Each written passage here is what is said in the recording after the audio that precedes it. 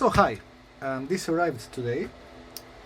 Before I start, everybody that liked my previous video, fucking awesome. In this video I'll be talking about the LCD screen from AliExpress, which I bought it was like some kind of a deal, like 11th of November or something like that. Anyway, it was like, well, I wouldn't say half the price, but it was like 30% off. So let's take a look at the screen and let's see whether it's good or not. This is a 16-inch touch screen. Unfortunately, the box arrived bent, so that's why I'm actually, well, one of the reasons I'm recording this video is because usually when things arrive bent, they arrive broke. So as you can see, something hit the box. I just hope it did not fuck up the screen, because that would suck. Okay, portable monitor, and there is another screen inside. Sorry, there is another box inside. And this thing should actually be quite good. Okay, so basically there is nothing. The box is a bit, I would say, bland, because it doesn't say anything except it was hit. Okay, made in China. Okay, so far so good. There is a protective foam, which I quite like. Okay, what do we have? We get like manual, and I believe these are VESA mount screws, so this is kind of awesome. This is the all specifications. Chapter 2, Interface Function Introduction. Well, this is not the interface, this is the screen itself, as you can see. There's the descriptions of buttons, which ones those are. These are very tiny letters, but readable enough. Chapter 3, Specifications. Panel type OLED, screen size 16 inches. Guess size does matter. Resolution 2880 times 1800. Aspect ratio 1610. Contrast ratio 100,000 to 1. Brightness 500 kelvins per meter square. Refresh rate 120 Hz. That's not bad at all. Response time 1.00 milliseconds. VESA screw size M4 by 4 millimeters. Color gamut 100% DCI-P3. Color depth 10 bit. Well, I mean, you can see it. Screen type glossy. Material aluminum alloy. Not sure which one, but aluminum alloy definitely. Interfaces: miniHDMI port and USB-C port times 2. Built-in speakers: 8 ohm 1 watt, twin speakers times 2. VESA size 75 times 75 millimeters. Chapter 4, Connecting. Type-C signal transfer. For a more stable power supply, it is recommended to use our original power adapter to power. Power adapter to power. Power adapter to power. Okay. And then you got the visual of how to connect it. HDMI signal transfer. Okay. Chapter 05, Screen Adjustment. On-screen display menu introduction. Now this is the interface. Well, plays the OSD interface. Here we got brightness, contrast, echo, DCR, sharpness controls. Under brightness, under image, we got the aspect ratio, black level, hue, and saturation. Color temps. You can select user scheme or one of the presets. I think they're cool and warm, stuff like that. 6500K, 9300K, the usuals. Or the user preset where you find the colors in RGB spectrum themselves. Low blue light. Under OSD setting, there's language setting, OSD positioning, because why would you want to have it in the middle? If you want to, you can move it to one of the corners, because screw symmetry, right? OSD timer. How long do you want it to be on the screen? Transparency 0. Times of the arrow interface have gone, but it's still here. Reset. There's a reset menu where there's a reset option, and then there's the HDR mode and low power, which got nothing to do with resetting. It's setting, not reset. But never mind. And under miscellaneous, signal source, selecting the sources, mute and volume.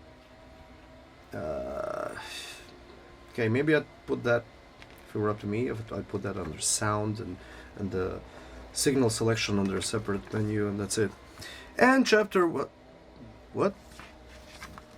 It makes sense. Chapter 2. So this is chapter 01 or 1.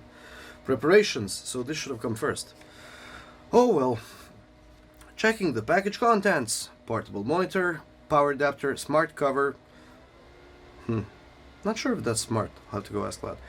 Mini HDMI to standard HDMI cable. That's nice. Type-C to Type-C 2 cables, user guide, which I mean, this how would you even view the package contents list which are in the user guide if there was no user guide in the first place? Well, never mind. But that's interesting, you know. And with that, we finish our folded in reverse user manual, which user guide, which actually has no start page. It's there's no page that says that this is in fact a user guide. That's very suspicious. I wonder if you actually lost the user guide and this is not it. Could be a secondary user guide or a quick setup guide. Anyway, that's it on my end. Okay, let's see whether the power supply is cracked, because the last one was, yeah. Somehow I do not believe that this power supply is oh, you know what, I'll disassemble this in future videos. What else do we have? Basically nothing. I mean, to be real, I'm not quite sure what I was expecting. Okay, let's see the cables. So this is the USB-C, I think. Yeah. USB-C. This is the small HDMI, another USB-C, and this is USB-A. So kind of cool, because you can actually connect this thing to the normal power supply. This is not for data. Two USB-Cs and HDMI. Okay, let's open this thing and let's see how it looks. I mean, this thing should be actually quite nice. Okay. And I don't know whether you can see it or not. This thing looks like it has been already hit by something, somebody, somewhere. What the? Okay. This thing looks as if somebody hit it, and it looks like it's somebody tried to peel it. So let's. Okay, it does not look broken, which is kind of nice. On the left side, what do we have? We have actually a power, volume up, volume down, brightness, and back, and I believe this is the input selector. On the right side, there are two inputs, which is all of them are USB-C, and this is the HDMI. And this is for the VESA mount, which is kind of cool. I have to tell you that. Can I? Oh yeah, this is, by the way, this is the magnet. So this is, you can actually remove the screen. This is awesome. This screen so far is promising. Let's connect my phone and let's see whether this thing will actually turn on if I only connect it to USB-C. It would be awesome if it looked like that. Because the previous one, the smaller one I bought, actually supports that. iPhone does not have enough power. So, just a second. I will be bringing my laptop, so just to see. Okay, now it should, yeah, it's on, and okay, the touch screen is not working. I'm not quite sure why, but then again, this is iPhone, so perhaps it's not supported. You know what? Let me get my iMac and let me actually see whether this thing will work or not. I will be right back. So my laptop is here, and let's try. Okay, first of all, let's try to disconnect the power supply, and let's see whether this thing will work via single cable. Okay, allow. Okay, it already, Apple says, okay, it's working, and Apple says that okay, it's actually kind of strange. So let me okay, this is very beautiful.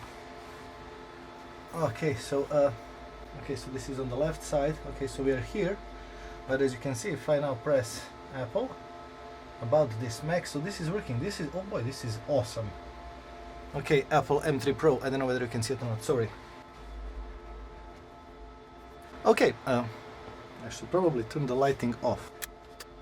So, let me zoom in a bit.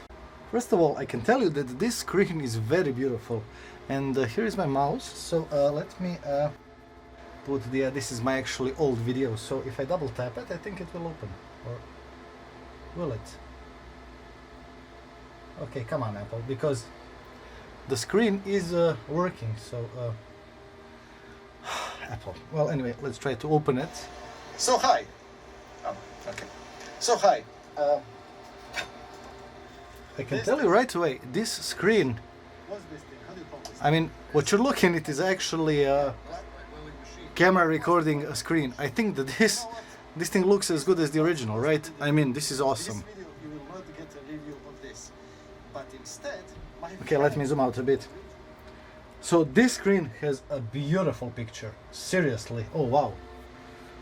Let me see whether this thing actually has speakers embedded, because the previous version I bought had actually speakers, but I can tell you right away. Select output device. Okay, it actually has wattages. 4 different diameters, this is all written correctly. The machine controls temperature exactly, easy and safe.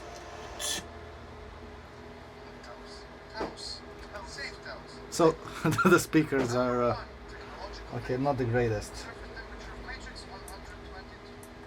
That's actually 380 degrees. I pressed the Temperature wrong rising button. time. Below. So let me turn this thing on. Let me turn on the lighting. I can tell you right away, the picture on this thing is beautiful. It's amazing.